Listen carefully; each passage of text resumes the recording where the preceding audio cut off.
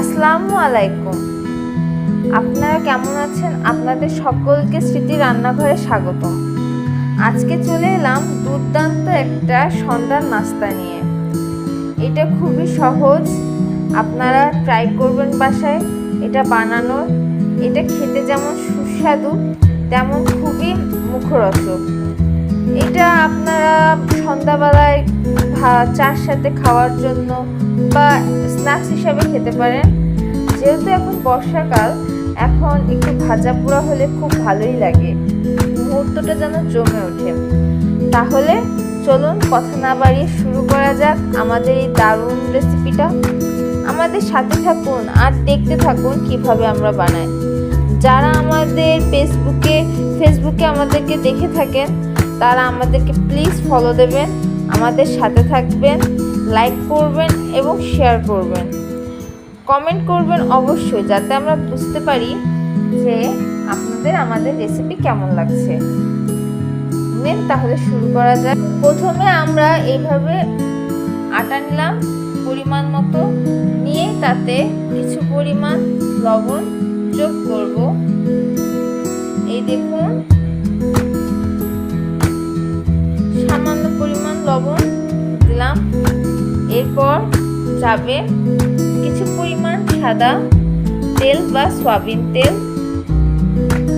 এবার আমরা এটা ভালোভাবে মাখিয়ে নেব। ইউটিউবে যারা আমাদের চ্যানেল স্মৃতি রান্নাঘর দেখেন তারা আমাদের চ্যানেলকে সাবস্ক্রাইব করবেন এবং কমেন্ট করবেন।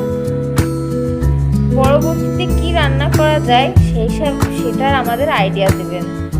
এই দেখুন কত সুন্দর করে আমরা মাখিয়ে নিচ্ছি। এভাবে আলতো হাতে মাখিয়ে নিতে হবে। আজ প্রায় প্রত্যেক দিনই সন্ধ্যার পর খুব ঝড় বৃষ্টি হচ্ছে, যার কারণে আমাদের এখানে বিদ্যুৎ থাকছে না। এটা একটা সাধারণ সমস্যা আমাদের দেশে।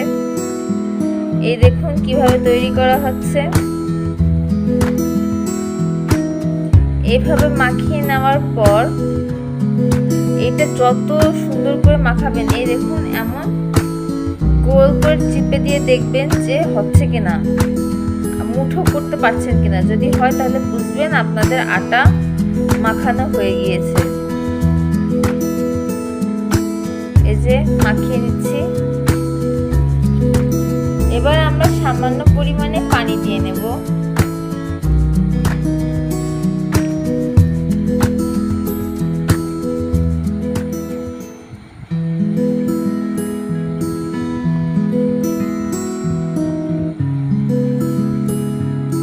দেখুন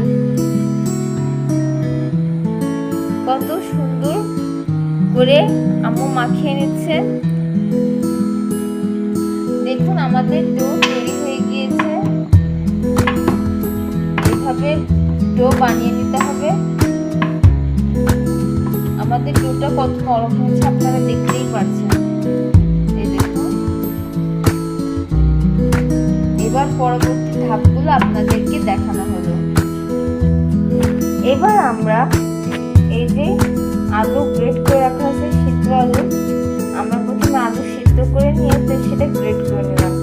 গ্রেট করে নেওয়ার পর এবার আমাদের যে যে উপকরণ লাগবে সেটা হচ্ছে লবণ, পেঁয়াজ কুচি, মরিচ কুচি, আর লাগছে পাঁচফোড়ন, আর লাগবে আমাদের হলুদ। এই যে আমাদের হলুদ। এবার আমরা একে একে উপকরণগুলোকে কড়াইতে দিয়ে নেব। প্রথমে গরম তেল নিলাম। আমরা কড়াই প্রথমে গরমে দিয়ে দিয়েছিলাম। কড়াই গরম হয়ে যাওয়ার পর আমরা তাতে তেল দিয়ে নেব। তেল দিয়ে নেওয়ার পর এতে একে একে করে যাবে পাঁচফোড়ন,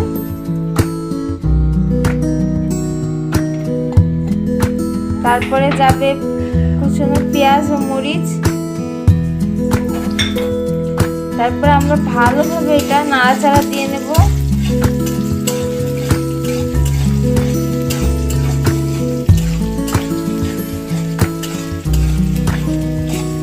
এবার এর মধ্যে যাবে গ্রেট করা আলু।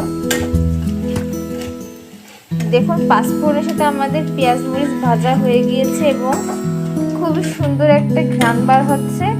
এরপর এর মধ্যে যাবে গ্রেট করা আলু। খুবই মজা লাগে এই নাস্তাটা যখন আম্মু বানায়, অসাধারণ খেতে লাগে, দুর্দান্ত। তার মধ্যে বাইরে মেঘলা আবহাওয়া, মেঘ ডাকছে, একটু পরে মনে হয় বৃষ্টি হবে। তখন তো এটা খেতে গেলে তো মনে করেন একদম জমে যাবে পরিবেশ। একটু হালকা হলুদ দিয়ে নেওয়া হলো। দেখুন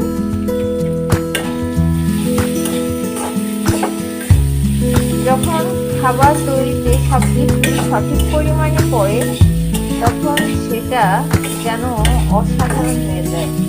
এর জন্য সবসময় চেষ্টা করবেন লবণ, হলুদ এগুলো পরিমাণ মতো দেওয়ার।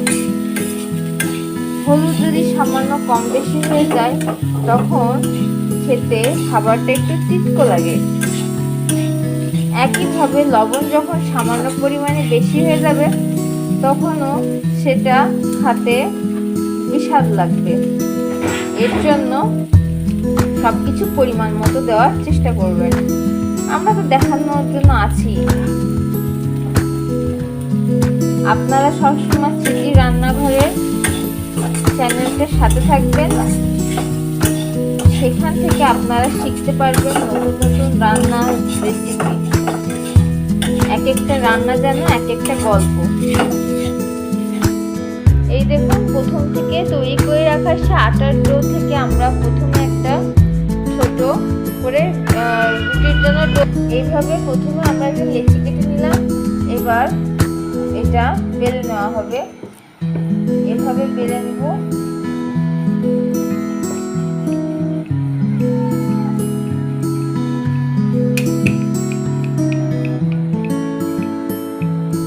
এটা খুবই ইজি বানানো, আপনারা কয়েক মুহূর্তের মধ্যেই বানিয়ে ফেলতে পারবেন এবং সাথে সাথে খেতেও পারবেন। এই যে আমাদের দেখুন কি সুন্দর রাউন্ড শেপে বানানো হয়ে যাচ্ছে রুটি। এবার আমরা এটা চার কোনা ভাবে কেটে নেব। এই দেখুন কিভাবে কাটা হচ্ছে।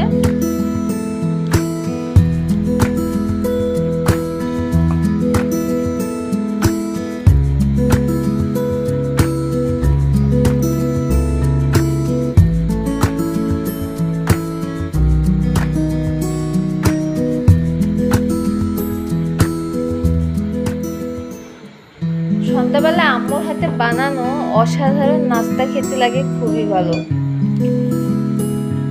এরপর দেখুন পুর নিয়ে আমরা প্রথমে এটা রুটিটার মাঝখানে রাখবো।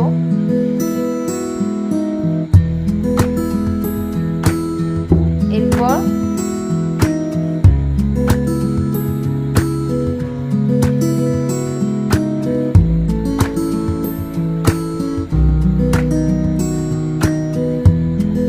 সাইড বাই সাইড করে কেটে নেব।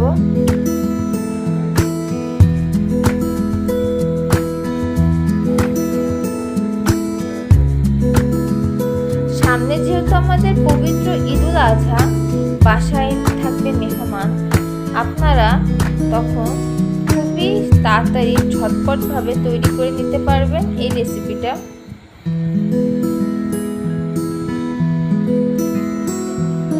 দেখুন কত সুন্দর লাগছে দেখতে।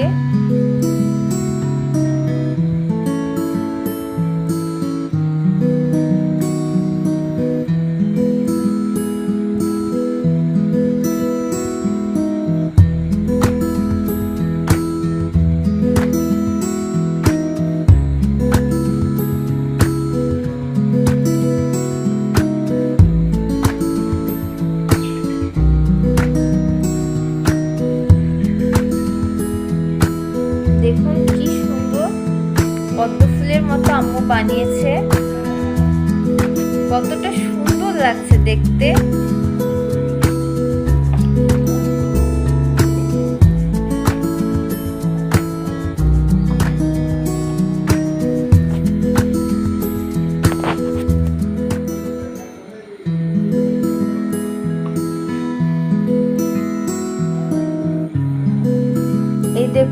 এই দেখুন কড়াইয়ের তেল গরম হয়ে গিয়েছে। এবার আমরা তাতে দিয়ে দেব আমাদের সেই আলুর পুরের পদ্ম ফুলের মতো পদ্ম ফুল ভাজা। এই দেখুন কত সুন্দর লাগছে আলুর পুরের পদ্ম ফুল ভাজা।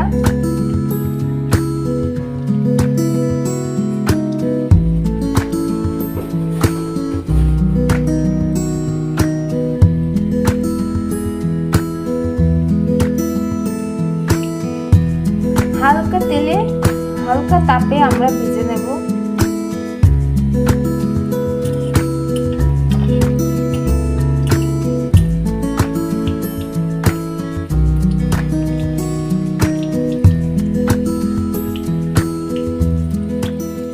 এই দেখুন কি সুন্দর করে ফুলের মতো ফুটে উঠছে আমাদের এই পদ্ম ফুলটা।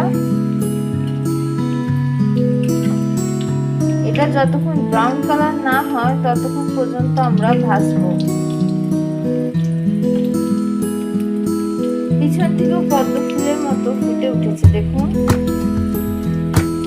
কি দুর্দান্ত দেখতে।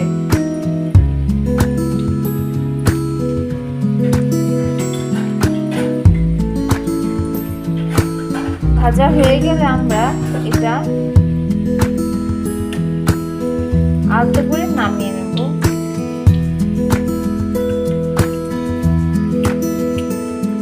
মাঝে মাঝে এভাবে উপর দিক থেকে তেল দিয়ে নেবেন। এটা হবে কি জিনিসটা প্রপার কুক হবে।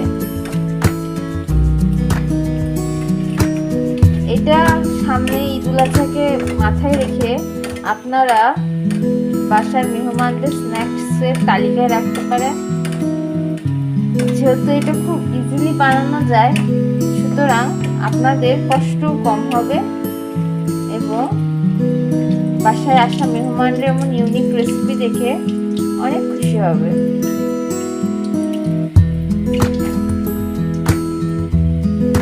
এই দেখুন আমাদের পদ্ম ফুলের আলুর পাকুড়া রান্না হয়ে গিয়েছে। এর মধ্যে আলুর পুর দেওয়া হয়েছে এবং এর শেপটা পদ্ম ফুলের মতো বলে এর নাম হচ্ছে আলুর পুরের পদ্ম ফুল। যত অসাধারণ দেখতে তেমন অসাধারণ খেতে।